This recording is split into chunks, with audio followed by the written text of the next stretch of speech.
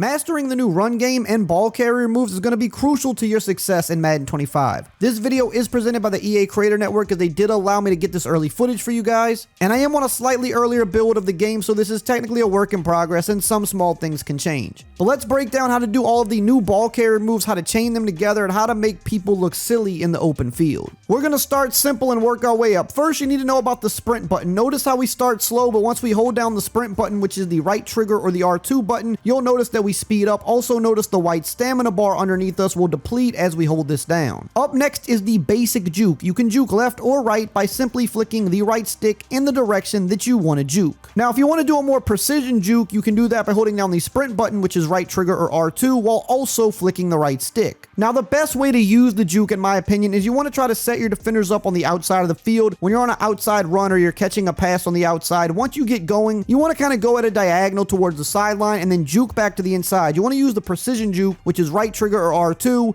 and then you want to flick that right stick to the inside depending on which side of the field you're on. This will help you set your defenders up nicely and you can break their ankles like this. You can also kind of use the juke to speed burst a little bit through an open hole. You don't always have to use this. It's not always the most beneficial, but sometimes you can juke inside the hole like this and it'll help you cover some easy ground. I also sometimes like to fake inside and then juke to the outside on runs to fake out the defense like this. Now, you can also do a step back juke to the side by flicking the right stick to the back and to the side a little bit. So think 5 o'clock or 7 o'clock. You want to flick it perfectly diagonally to the back, and you will do this. You'll do kind of a little hop step juke to the back. This will help you avoid defenders, especially if they're diving at your feet. And depending on the running back, you may get slightly different animations. Like the powerful guys will get different animations sometimes than the more agile ones. Now, if you want to double juke, an easy way to do this is you can hold the left stick to the inside and then you want to hold the juke to the outside. So for example, right here, I'm holding the left stick to the right while also holding the right stick to the left. So I'm pointing them in opposite directions. Now, if you want a better double juke, you can do the same thing, but you want to do it one after the other instead of at the same time. So I'm flicking left stick right and then immediately flicking right stick left. And you can see this is what it looks like. We're setting a defender up, kind of gives them a little shimmy shake, and it allows you to fake to one side and then immediately juke back to the inside. I really like this move. Now let's talk about the spin move. You can do the basic spin by simply pressing the B or circle button. You also want to hold the left stick in the direction you want to spin. And if you want the more precision exaggerated spin,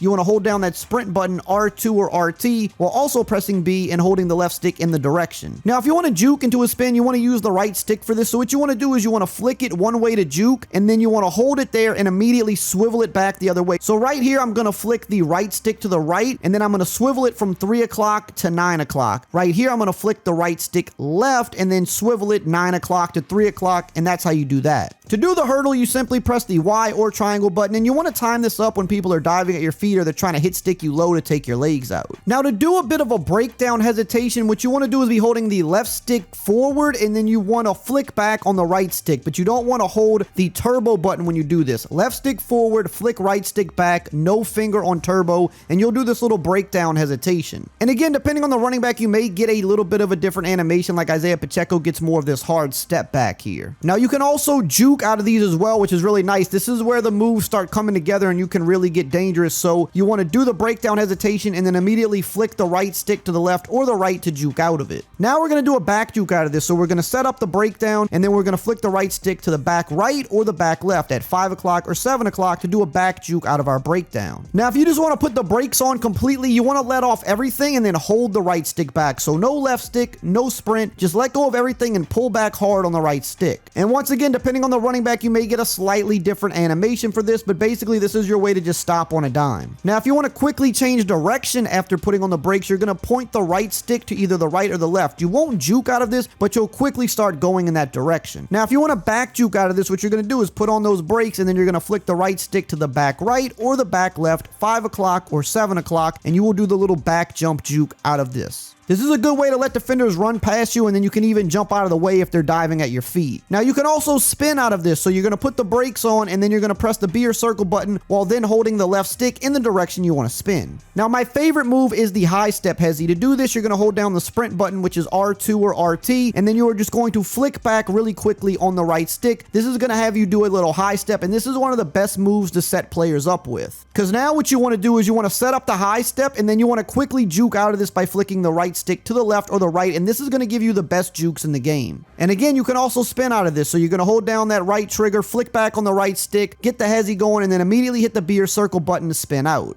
And of course, you can do the back juke out of this as well. You start doing the high steps and then you flick the right stick to the back right or the back left to do the little step back juke, just like this. Now, like I said, this is the best setup move in the game. It'll make your ball carrier moves much more effective. Setting up defenders with that high step or really any hesitation is going to help you burst out of it a lot quicker when you juke or spin, and it's going to fake out more defenders. Now, you can also hurdle out of this. So we're going to high step and then we're going to press Y or triangle to hurdle out of it. And this is the best way to hurdle in my opinion, and it'll help you clear some defenders. Now we're going to show some other moves you can chain together. So you can do the back juke into a spin, which is pretty nice. So we're flicking that right stick to the back left or back right, 5 o'clock or 7 o'clock. And then as soon as we flick it back, we're going to hold it there and then swivel it to the opposite direction. So if we flick it back at 5 o'clock, we're going to then swivel it up to about 9 o'clock. If we flick it back at 7 o'clock, we're going to try to swivel it up to 3 o'clock. And that'll help you do this little back jump spin, which is pretty nice. And here you can see me in practice mode, just kind of showing how you can free flow with this, chaining different moves together. The new ball carrier system is definitely rewarding if you put the time in to get good with it. You can definitely break ankles with it. You can definitely fake people out, and you can pull off some pretty cool highlight plays with it. You just really have to get in the lab and get familiar with it because it's a little different than before. Now we got to talk about the stiff arm, which is really good with the big backs. You want to hold the A button on Xbox or the X button on PlayStation.